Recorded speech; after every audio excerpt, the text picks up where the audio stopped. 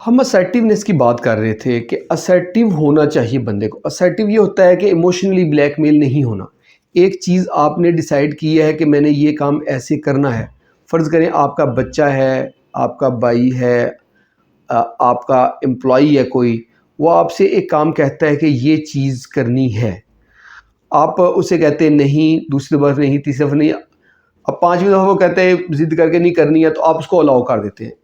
बच्चा कहता है कि मैंने बाहर मिट्टी में खेलना है, आप 3 दफ़ा 5 दफ़ा मना करते हैं, वो अलाउ कर देते हैं। अब बच्चे को पता है कि जी 5 दफ़ा मैं ज़िद करूँगा तो 5वीं दफ़ा मैं अलाउ हो जाऊँगा। आपका एम्प्लॉई है, वो आपसे कोई ऐसी जो है ना डिमांड कर रहा है जो नहीं करनी चाहिए। वो कहता है कि फ़लाँ दिन की मुझे छुट्टी चाहिए, या मुझे आप डेली जो है ना 2 घंटे पहले फ्री कर दिया करें। अब उसको पता है कि अगर मैं 5 दफ़ा या 10 दफ़ा मिन्नतें करूँगा तो मेरी बात इन्होंने मान लेनी है। पहले आप डिसाइड करें कि आपने बात माननी या नहीं, उसको इवैल्यूएट करें। कोई भी बंदा कोई काम कहता है, बच्चे ने कहा है, किसी एम्प्लॉई ने कहा है, किसी सीनियर ने कहा है, जूनियर ने कहा है, आप फ़ौरन हाँ या ना ना कहें। आप फ़ौरन कहें कि मैं सोच के बताता हूँ। फिर पहले उसको चेक कर लें कि मुझे ये करना चाहिए या नहीं करना चाहिए, इजाज़त देनी चाहिए या नहीं देनी चाहिए। अगर आपको लगता है इजाज़त देनी चाहिए, फिर आप इजाज़त दे दें। अगर आपको लगता है कि नहीं, इजाज़त नहीं देनी चाहिए, इसकी वजह से मुझे प्रॉब्लम्स आएँगी, मेरे टाइम में प्रॉब्लम आएँगी, मेरा लाइफ़स्टाइल में प्रॉब्लम आएगी, मेरी एंग्ज़ायटी बढ़ेगी, या जो है ना काम में रुकावट आएगी, या बच्चे की तरबियत सही नहीं होगी, तो आपने तब कहना है नहीं। और फिर जब नहीं कह दिया है, फिर आप उसने उस नहीं पे पक्का रहना है कि बस वो नहीं है, चाहे कोई 10 मिन्नतें करे या 1000 मिन्नतें करे। ये है असर्टिवनेस। तो अगर आप चाहते हैं कि आपको एंग्ज़ायटी ना हो, एंग्ज़ायटी वाला बिहेवियर आपका ना हो, तो आपने असर्टिव बनना है। आप एक दफ़ा असर्टिव बनने की रिहर्सल करें, आप करेंगे, आपको बहुत फ़ायदा होगा। फिर आपने करनी है सेल्फ स्टीम की बिल्डिंग।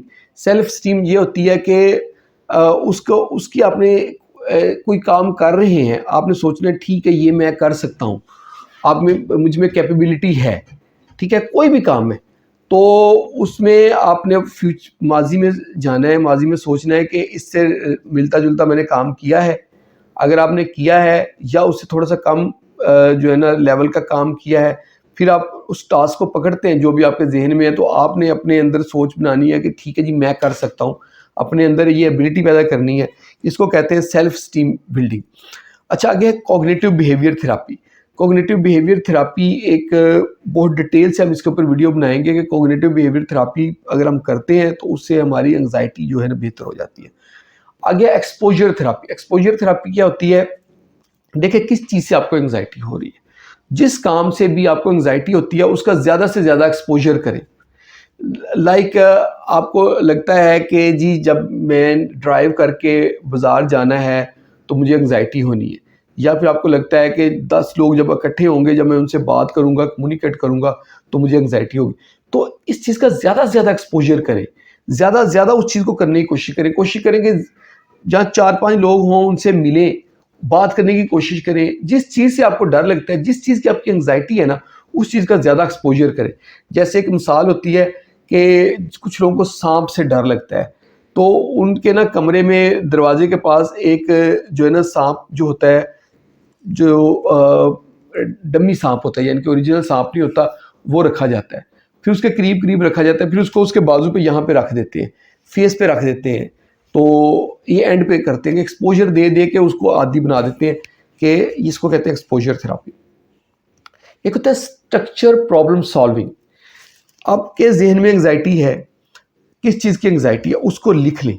फिर आप उसका एक प्लान लिखें कि ये जो मेरे ज़हन में प्रॉब्लम आ रही है, इसको सॉल्व कैसे किया जाता है। उसका एक स्ट्रक्चर बनाएँ सारा। ये होगा तो मैं ये करूँगा या करूँगी, ये होगा तो ये करूँगा, ये होगा तो ये करूँगा।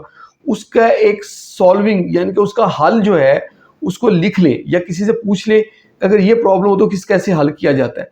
उसका एक टेबल बना लें कि ये प्रॉब्लम को ऐसे-ऐसे हल किया जाता है। इस तरह हम अपने एंग्ज़ायटी पे काबू पा सकते हैं। अगर आपको इन चीज़ों में प्रॉब्लम हो रही है तो आप किसी साइकोथेरेपिस्ट से मिल सकते हैं। अब आगे हम बात करेंगे मेडिसिन की। इसमें हम एंटी डिप्रेसेंट देते हैं, जो एसएसआरआई ग्रुप होता है। इसमें फ्लॉक्सीटिन जो है वो एक फ़ेमस मेडिसिन है। फिर हम जो है बीटा ब्लॉकर देते हैं, जिसमें लोरेज़ेपाम हम पेशेंट को दे सकते हैं। एसएनआरआई हम देते हैं। एसएनआरआई में जो है ना वेनलाफैक्सिन जो है ना वो होता है। लेकिन ये मेडिसिन आपने डॉक्टर की प्रेस्क्रिप्शन के बगैर नहीं यूज़ करनी, और फार्मेसी भी अलाउ नहीं करती ये मेडिसिन आप डायरेक्टली जाके उनसे परचेज़ करें।